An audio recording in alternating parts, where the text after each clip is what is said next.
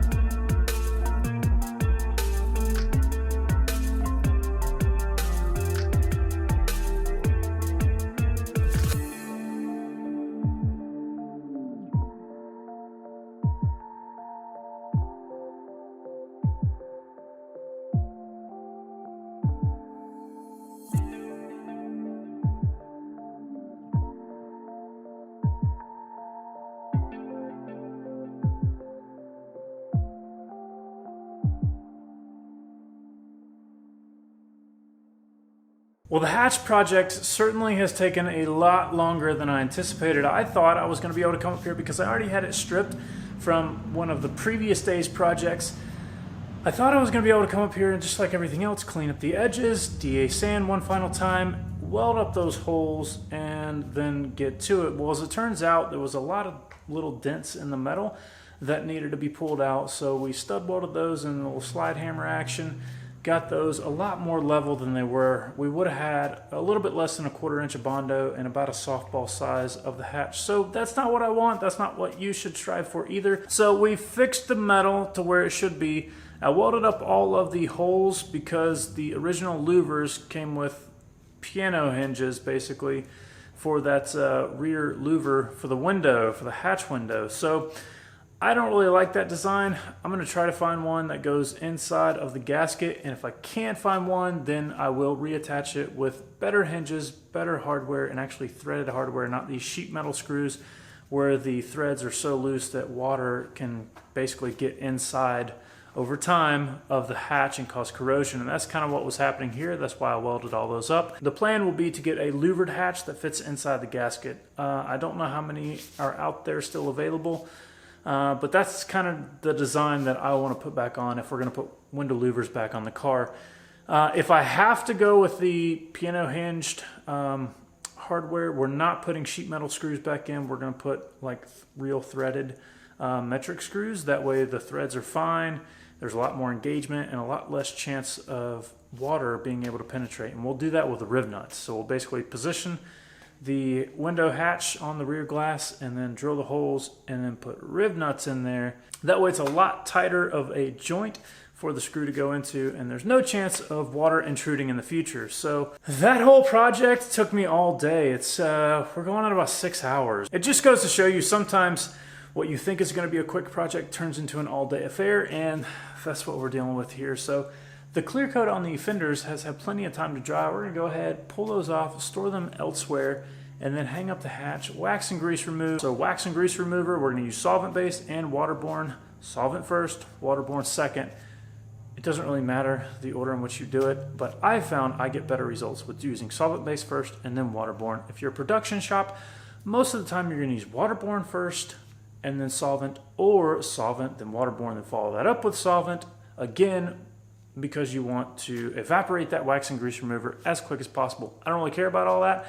I'm not in a time crunch, so I'm just gonna do solvent-based, waterborne, blow it out, and then give it an hour to evaporate on its own. And then we're gonna mix up some epoxy primer, do a little bit of tack cloth, and then get to spraying. And hopefully we'll have the hatch in epoxy today on day 11, and that will wrap up day 11. So it's kind of where I wanted to be at the end of day 11, but I didn't anticipate it taking me 6 hours to get there. I was hoping I could get to some other stuff and cram more into day 11 than we actually did, but it turns out all we got was some clear coat on the inner parts of some panels, and we're gonna get the hatch in epoxy, and I'm okay with that, and you should be too. So let's get busy doing that. We're gonna wrap up day 11.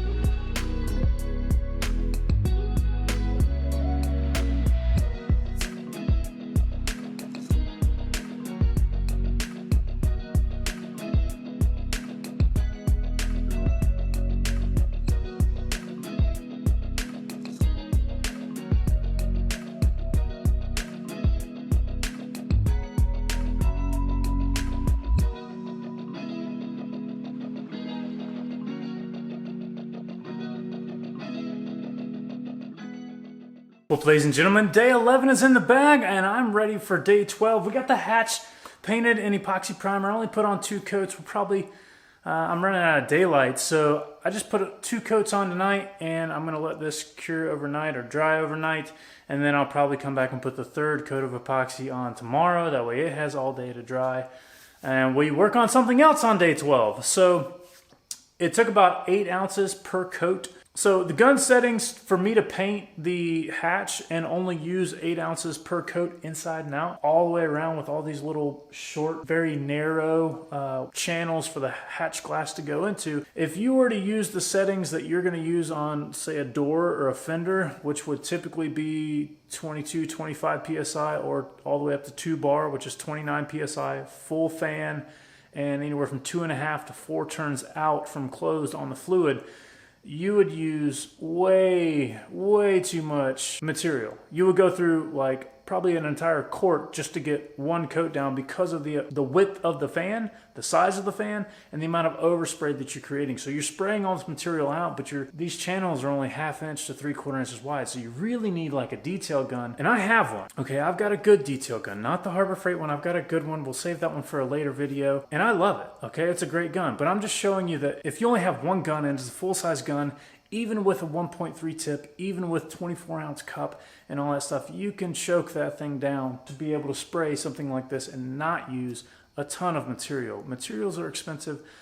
More paint equipment is expensive. So if you're in that boat of not wanting to spend more on a paint gun or spend more on another gallon of paint, what I did for the TechnoPro Light, I'm shooting a 1.3 with a TE20 cap. I love that setup. I'm shooting about 22 to 25 PSI and 1/2 turn to 3/4 turn out on the fluid needle from closed and 1 full turn out on the fan. So we're only getting about a 3.5, 4-inch fan. Now those are settings on my gun. You're gonna have to play with yours and figure out what works for you. But I still want that atomization to be very high, meaning small droplets landing everywhere, but not going on dry, okay? And not as soon as it landing, the amount of air that's coming out of the gun drying that coat. So you still need to get that wet look, and it's just something you're gonna have to play with on a piece of paper on a wall or another spare part.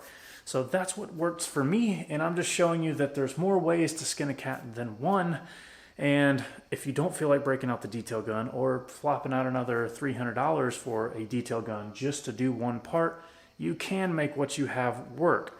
So that's it for the tech tip today. Day 11's in the bag. We got 2 coats of epoxy on the hatch. We finished up with the clear this morning on the fenders. Got 2 coats on the inner side of the fenders, and 2 coats on the inspection lids, and 2 coats on the front valence panels. Tomorrow is day 12, so we're inside of 2 weeks with all the work that we've done so far. If you're following along, day 11's done. We're going on to day 12 tomorrow. We're gonna be doing, I haven't really decided yet, and that's the beauty of it.